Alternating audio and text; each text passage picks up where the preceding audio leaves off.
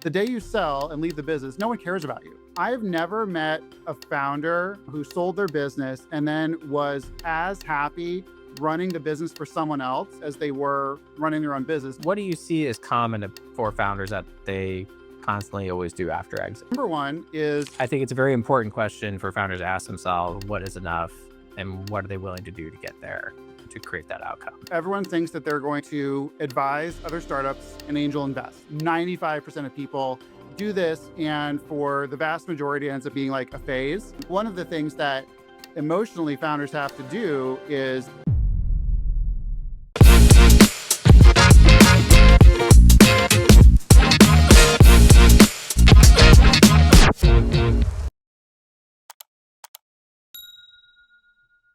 Hey everyone, welcome back to Fundraising Demystified. Today we have John Rood with me today, a exited founder who sold his company for more than 8 figures to private equity and also wrote the book on Beyond the Exit.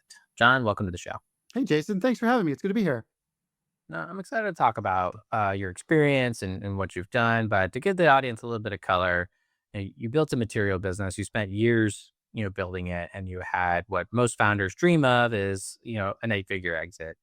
Can you tell the audience a little bit about what the company you built, and we'll kind of talk about kind of the process of selling it and why you sold it. Does that sound good? Yeah, sure thing. So I had started and built an educational services business in the test preparation niche. So we started out helping students succeed on the law school admissions test. Ultimately built a business in the medical, pre-medical education space, pivoted from where we started with kind of tutoring and services to be more software-based and more content-based. And then ultimately that was one of the larger pre-medical test preparation businesses in the world when we sold it. Wow. And I guess in that process, you took it from a service business to a software business. And for founders that don't know, that's a material difference when it comes to exit value. What gave you the insight that you needed to switch to a software business? So I think it was two things, and one was luck, and then one was skill. So the luck was we saw some places in the market where our students were not really being served with some of the software and content solutions from our competitors. So we had an opportunity to go build that, which was great. And so it's always great to serve our customers better. And then the second was, and this is where I think I did some smart things. I had a really good advisor who had worked for our competitors for a long time, and then was, had a great MBA and was a high level consultant at a big firm. One of the smartest people I've ever met. And one of the great things he did for me was he took me around to private equity firms well before we were interested in selling.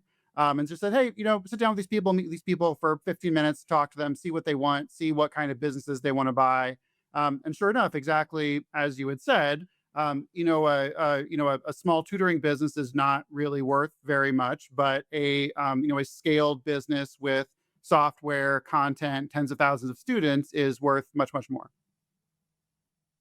Yeah. And so that's something I want to kind of point out. You had an advisor, and in this case, it could be investor, advisor, mentor, whoever, but that understands the business, understands the economics of private equity, that can introduce you to how to start thinking like that.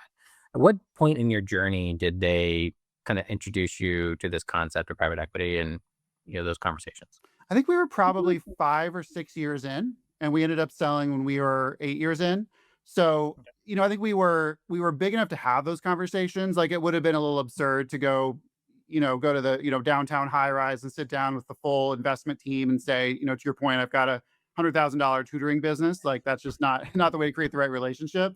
But I think it was when we were large enough and interesting enough that people could see at least some path forward to us being a tuck in to something else that they were doing at some point in the future.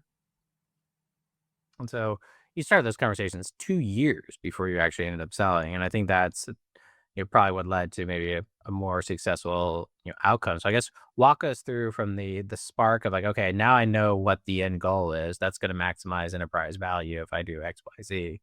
Like, what did you do with the business to maximize the value? Well, I think that it was really the basics. I mean, kind of after we had that strategic direction of we can't just be, a one-to-one services business. it was really clear what we needed to do. We needed to build software and content that gave us substantially higher gross margins, and then just scale that as quickly as we can. And I probably talk all day about how you do that in an education business. Probably not super interesting to your audience altogether, but I mean, functionally, it was just the blocking and tackling of growing that business and scaling in as smart a way as we could. And how much did you like? Were you growing faster than you were before? Like, did you invest? Did you play any like? So some things I talk to founders about is like there's these certain financial games you can play in terms of investing in certain parts of the business can drive top line revenue and give you a greater multiple, like almost 5x, 6x your money that you invest because you invested in the right thing in the business. Like, was there any kind of strategy around that that you guys played into? Yeah, one of the things that I learned, and I was a humanities major in college, so I have no finance background whatsoever. But one of the things that I learned is that when you make investments in your business and you have clever finance people, you can sort of just say that that's capex as opposed to something different, and oftentimes kind of get that knocked off of your costs. So I think that to answer the question, when we invest in software, we invest in content, and we expect that software and content to be valuable for 5 to 10 years. That turned out to be, I would say, an extraordinary investment. Yeah, it's basically increasing your EBITDA sort of artificially to then, that little bit of increase, could be multiplied or depending on whatever multiple you sold at, like 5 times, 6 times, Yeah, which can exactly. have a, very material impact. And so I always just challenge founders to think about, what are the things you can do, like investing in certain things in the business in terms of growth or EBITDA can, you know, there's a multiplier effect, which is pretty powerful. Um, all right. So when you get 2 years down the road, like what actually kicks off the sale process? What's kind of going through your mind? Why did you kick it off when you did? What happened there? So there's a couple of things that came together at the same time and the right time. So one of them was it started to get clear that we were large enough to sell. So we started to get quite a bit of just inbound from competitors, from kind of the search funder crowd. When we got search fund emails, they were all exactly the same. We get one at least once a week. And so I was like, okay, this is material enough that that it's interesting. I would say that aligned with a time in the business where we had gotten, I think, a lot of the value out of what we had built, and sort of to kind of get the next level up, we would need to make, to your point earlier, like a substantially larger investment in technology and people and management, et cetera. So as I was thinking about that, I didn't have any money when I started this business. My parents were teachers. There was no trust fund for me. And so I didn't have any money, and all my net worth was tied in that business. So it was just a time where safeguard my family's future, to make sure that we actually got something out of the business, which a lot of entrepreneurs don't. It was time to think about taking some chips off the table, and then that I think happily coincided with one of the private equity groups that we had met a couple years ago popped up on my radar again and said, "Hey, we're looking to do a roll up in this space." That's kind of what set us off down the path. So here's some terms that you've mentioned: search fund, roll up, and just for the audience's perspective, just want to give them a quick education. So like search funds are often led by MBAs who raise a little bit of money to go hunt down a deal and spend 2 years trying to hunt down a deal and then raise financing from those investors to actually close on a deal. So they're basically prospecting. And so you're getting a lot of that prospecting. And then roll ups is when you basically buy one platform company that is like kind of a core piece to a strategy, like in this case, maybe test prep as a platform. And then they buy a bunch of bolt on companies to stack on top of it and increase the value. Those are strategies we talk about often, Mhm. and I think founders need to know that those exist out there so they know what language to use when having conversations for a potential exit. Um, so when it came down to the exit, so it was one of those firms you met 2 years ago. It Correct. Yeah. wasn't one of the new. So that's something also like how important do you think that relationship was to doing the deal with them as opposed to others? I think it was I think it was medium important. So I think that we could sell that business with or without the folks that we had met previously, just because it wasn't an attractive business at that time. I think it was easier. Number one, it's nice to know the right people. That makes things, I think, go a lot more smoothly. I think it's nice to have some relationships, and there's there's a cap on the value of relationships where it's like, okay, you want to do a deal with people that you kind of know and trust a little bit and you're friendly with. Now, is that worth $10 million? No, like that's not worth $10 million. But like, is that worth like a little bit of extra trust? I think it is. I think that having a group where we already knew the people, thought they were, good people, I think that was really beneficial.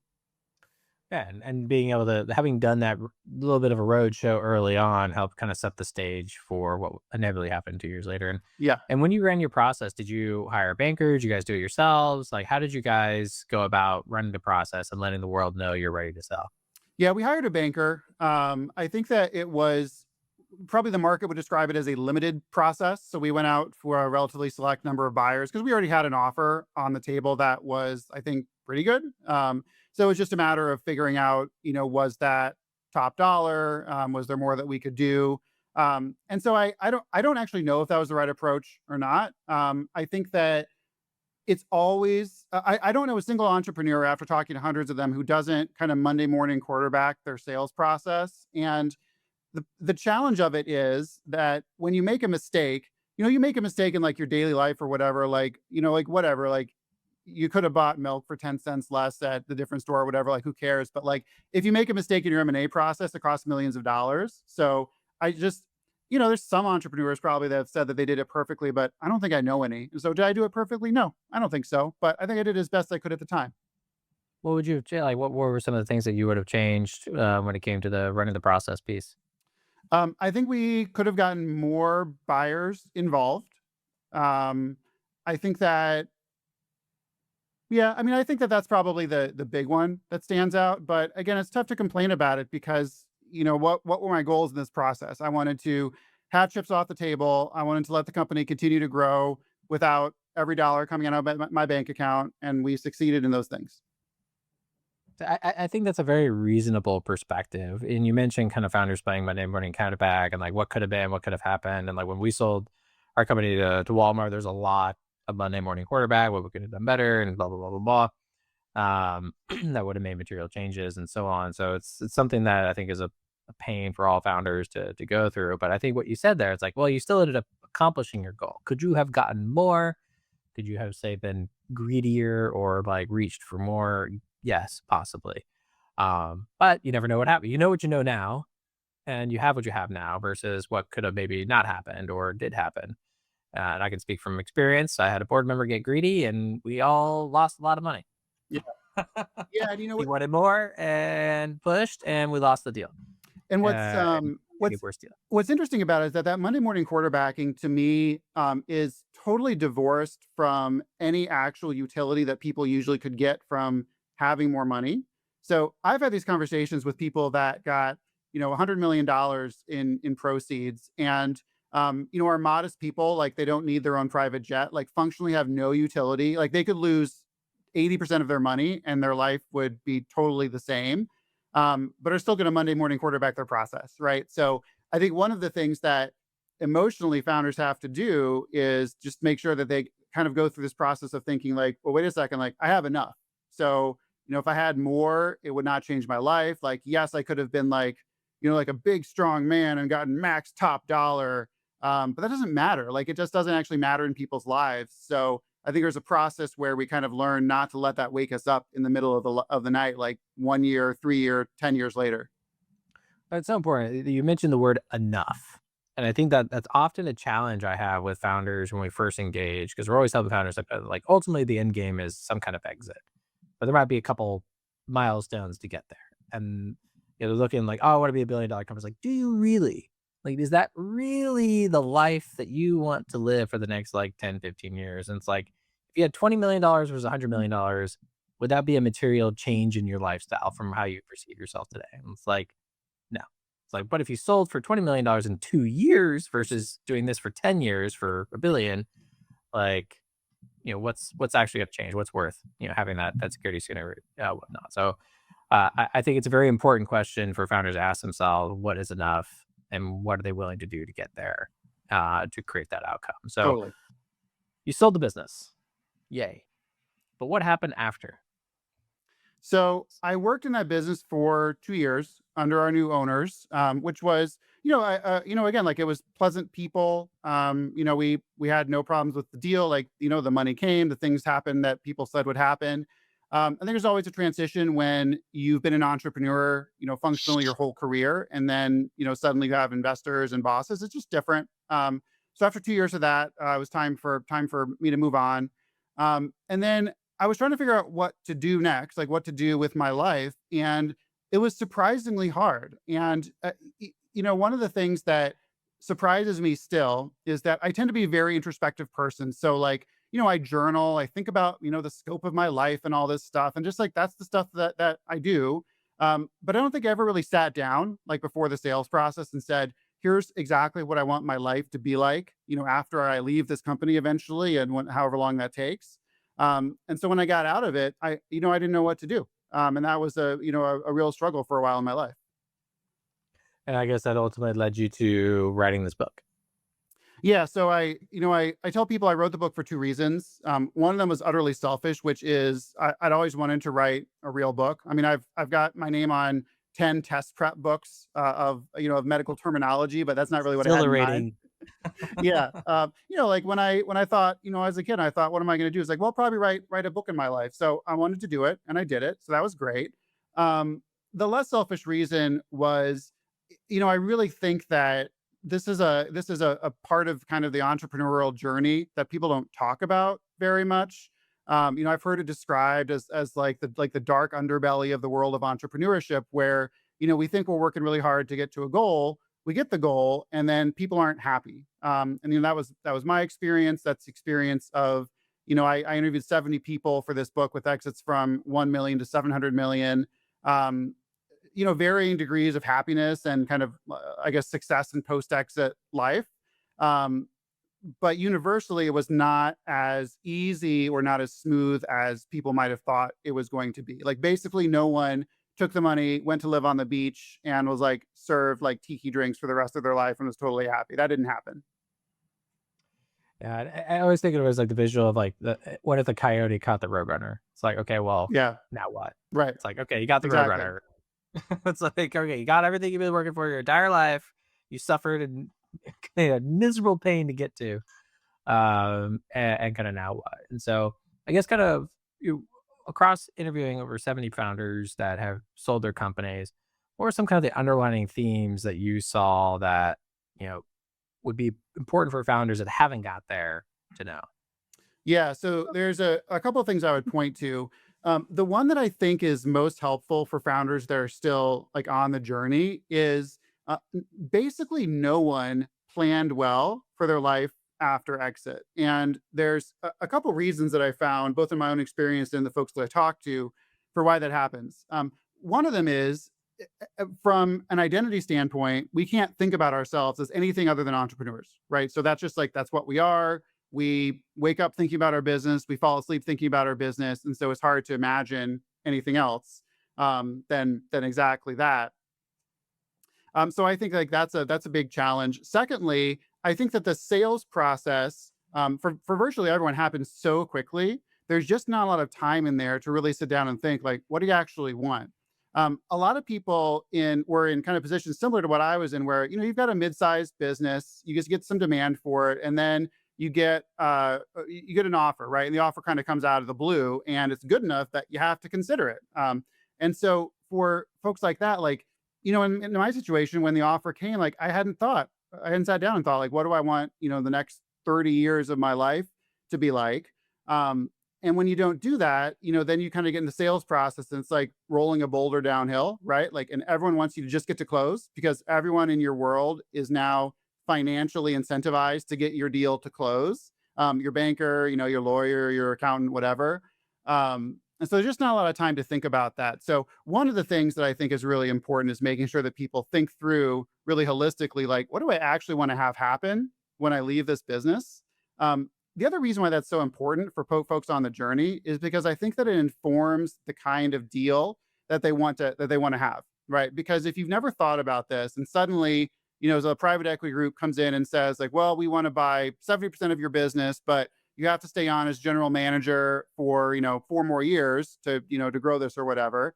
Um, do you really want to do that? Right? Do you really want to work for 4 more years in your business? Right? If you have to do that, is that worth $1 million, $10 million, $100 million? Right? And so those are the things that are really hard to weigh when you are doing, for most entrepreneurs, one big transaction in your entire life.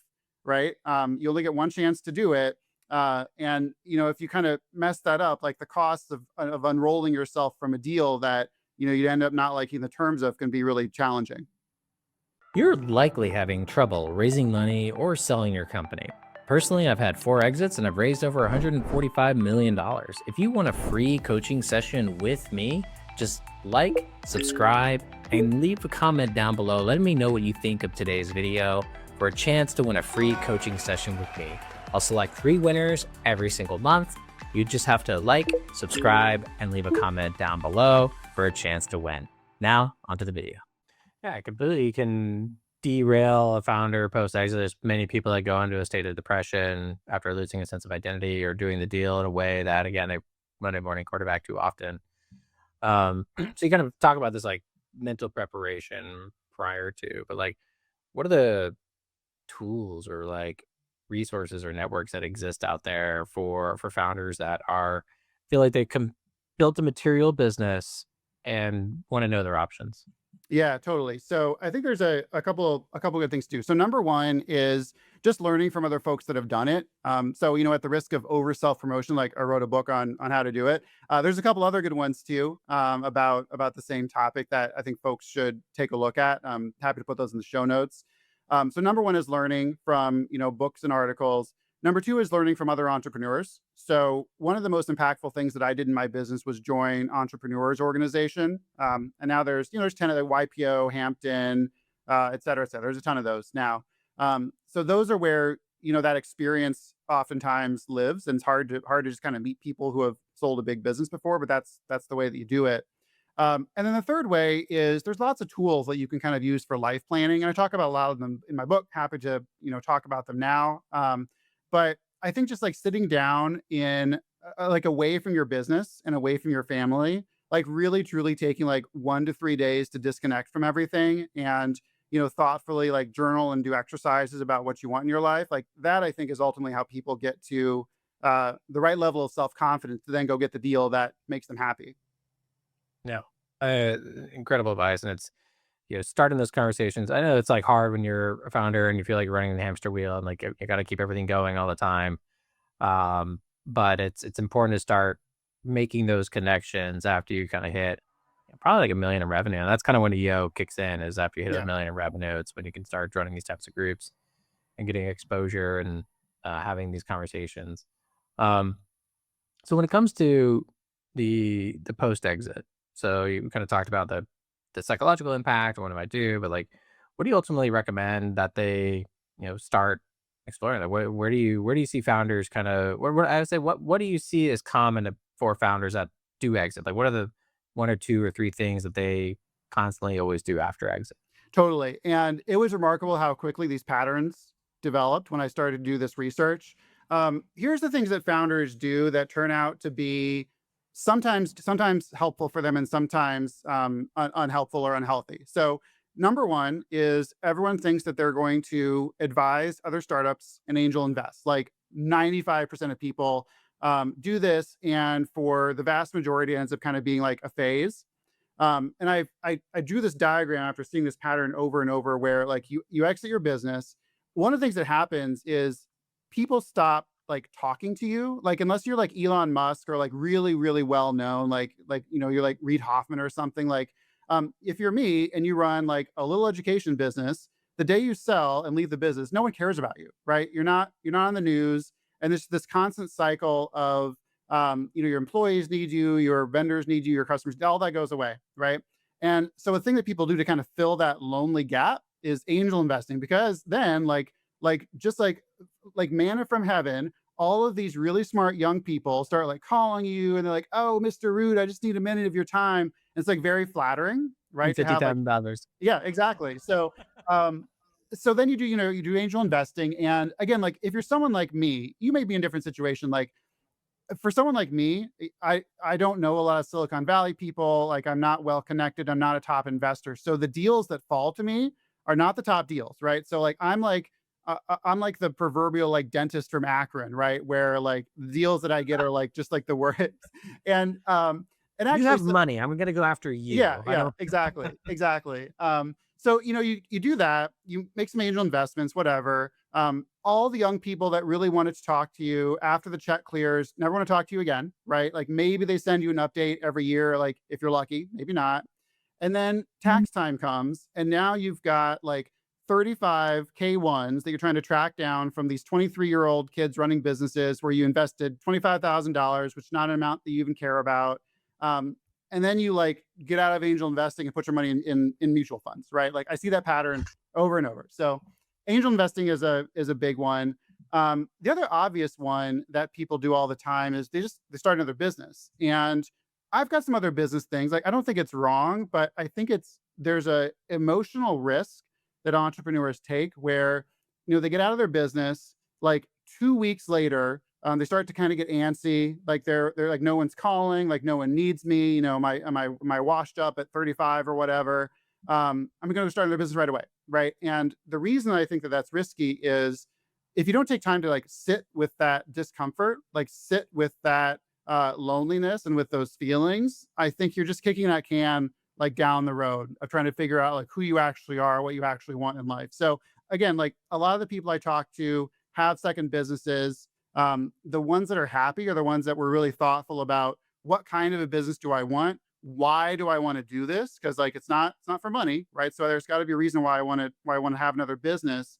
And the ones that I talked to that were not happy were the ones that just said, 2 weeks after I sell my business, I'm going to start another business as close to the old one that I just sold as I possibly can without violating my non-compete. Rinse and repeat. Yeah, I see the same exact patterns. Being in the PAF group, there's now like 3,000 members of post-exit founders, and hearing these stories of like, sold my company 2 weeks ago, raising for my next. You're just like, Yeah. whoa, take a breath, man. Because like I did the same thing. Sold to Walmart, and then I was just like right back into it. Mhm. Operating at the without even breathing for a moment, and kept going for at least 3 more years before I kind of like hit a wall, and I was like, why am I doing this? Why am I going through max pain all over again? And had to basically pull the plug, and you know, took my chips off the table that I had at the company I was at last, and basically reflected for months. And I did probably jump too fast into what I do today, but it was a lot of that thoughtful alignment Yeah. in terms of this is what I want to do for the rest of my life kind of thing versus kind of the tech startup route again. But yeah, it's a very common thing. Yeah, angel investing, writing checks. Great time to write checks in 2021. You're right. This is like lighting money on fire. I feel like every exited founder's got to write those like 5 angel Oh checks. yeah. They go, Yep. why the did I write that check? Did the same Like, thing. what was my? You just get excited, like, yeah, let's Yeah. do it. Let's throw the money out there. Like, oh, that was a mistake. Yeah, So, yeah, there's a lot of things that feed the ego like that. And after you have left your business and no one cares about you anymore, like that's what people crave is to have their ego fed one way or the other. yep, 100%. And when you're, in the book itself, like, are there any kind of like key takeaways that you want to highlight for founders that might be considering, either have just recently exited and kind of want to know what to look for, or might be on that trajectory to exit? Yeah, I think that it's all about planning and it's all about thinking about what are the parameters that actually make you happy. And so I've got a lot of stories in the book about exactly that. And a few of them are people that started other businesses and tried to make them big in, whatever they were already doing. But so many of them were people that built big businesses in tech or whatever, and then just like ended up doing something completely different, and are totally happy with that process. So, I interviewed one person who had studied opera singing, and after she sold her like large business, she became an opera singer and loves doing that.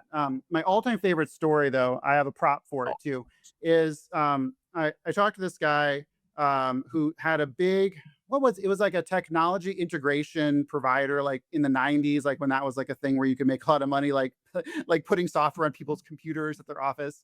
So he built that. He sold it to like Hewlett Packard or something. Took like 9 years off, and like I don't want to say did nothing, but like did nothing that was like business related. And then one day he's at this conference for knives and watches because he loves knives and watches, and he always has had a knife collection since he was a kid. And he meets these Danish guys who have this like these beautiful knives and just don't have the right distribution. They're not, kind of getting the market credit for what they've built. So he ends up putting together a company with them. They go on to make Inc. 5000. They win Knife of the Year. I've got here's my prop. Like it's weird to hold up a knife on camera, but like I got one of their knives I have with me all the time. It's a great knife. It's a great company, and it's just it's this guy just doing the things that he wanted to do when he was a little kid. And that's one of the things that I think can be it's like a really easy shortcut in people's like journaling is take 10 minutes and say like, what'd you like to do when you were like 13? Right. And those are oftentimes the seeds of what end up making people like really truly happy when money and status and prestige no longer can make them happy. think it's a valid way to look at it. And I know some founders that were building at 13. You know, Totally. when they Yeah. like can't stop building, they will always be building.